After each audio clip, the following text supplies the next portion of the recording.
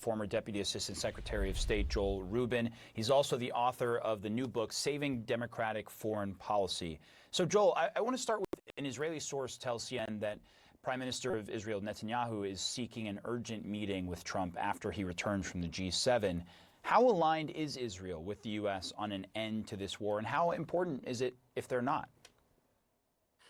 Yeah, Omar, it's great to be with you. And for Israel, this deal is like a pale shadow of the deal that President Obama negotiated a decade ago.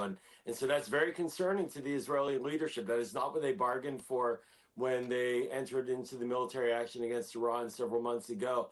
And I think the other issue that we were just talking about earlier is that there's a lot more than just this nuclear program that the Israelis are concerned about. There's the question about Hezbollah, strikes against northern Israel, the missile program that Iran has.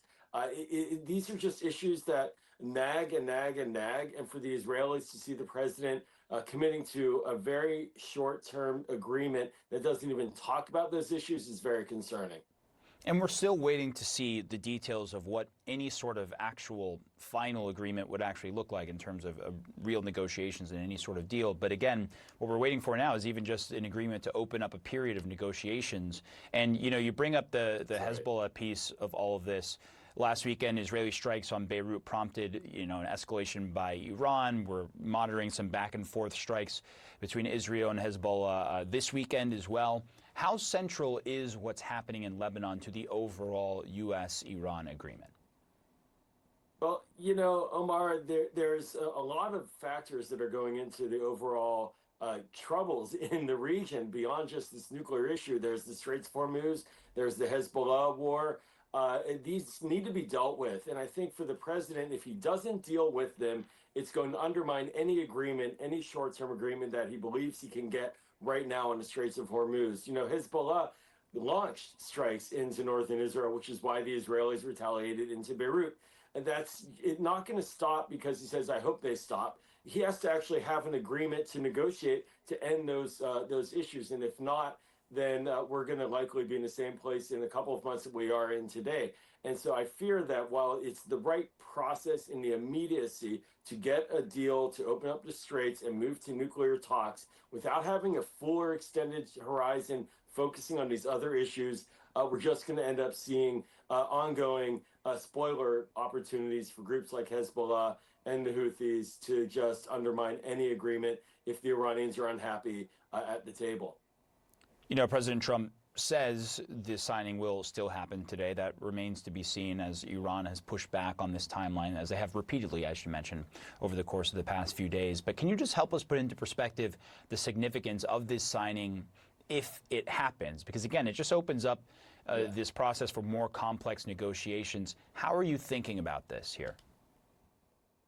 Well, negotiating with Iran has been a devilish task, to be honest. It's been over 2 decades worth of negotiations by multiple administrations, Republican and Democratic alike. The Bush administration had an ongoing process that led into the Obama negotiations. It took years. And so then when President Trump ripped up the nuclear deal in 2018, we saw President Biden couldn't even get the Iranians back into an agreement. So to just get some type of an agreement on paper that both sides sign on to, that will be a positive in the idea that there's at least some structure for negotiations. But again, the reason I'm concerned is that because these broader issues matter, they can't just be wished away, or the president can't just say, I hope it's over and it should stop. They need to be dealt with too. And they need to be dealt with immediately as well. But within the broad scheme of negotiations with Iran, it seems like we are now in a 20-year ongoing negotiation and are in many ways no better off today than we were even a decade ago when that nuclear deal got in place. It did stop their nuclear program, but here they are now with a nuclear program nonetheless at their fingertips. And, while we've been talking about Israel, Lebanon, U.S., and Iran, a lot of what's happening here is rippling out to many other countries, not just across the Middle East, but Europe as well in terms of oil prices and, of course, raising gas prices here in the United States as well. President Trump heading to the G7 summit this week, making this appearance on the world stage at a time, again, when the effects of the war are being felt around the world. What do you believe is the most important thing to come out of the G7, or what are you looking for to come out of this summit that you believe will be significant, either for President Trump, the United States, or beyond? Yeah, Mark, from an American perspective, we have basically walked away from our allies, the Europeans in this case, the NATO allies, in this Iran discussion. They were always with us at the table. It added to our power at the negotiating table. It created leverage that the president has chosen to move away from.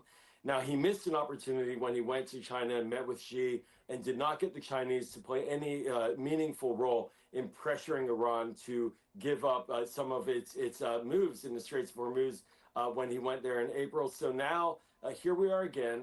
And I think with NATO, for me, President Trump needs to get the NATO allies on board, and the G7 allies in this case, to put a statement forward that says they are supportive of a negotiation process, that they will be in the room, that there are these other issues that have to be dealt with before any sanctions relief goes forward, and that they will be supporting the process to get there.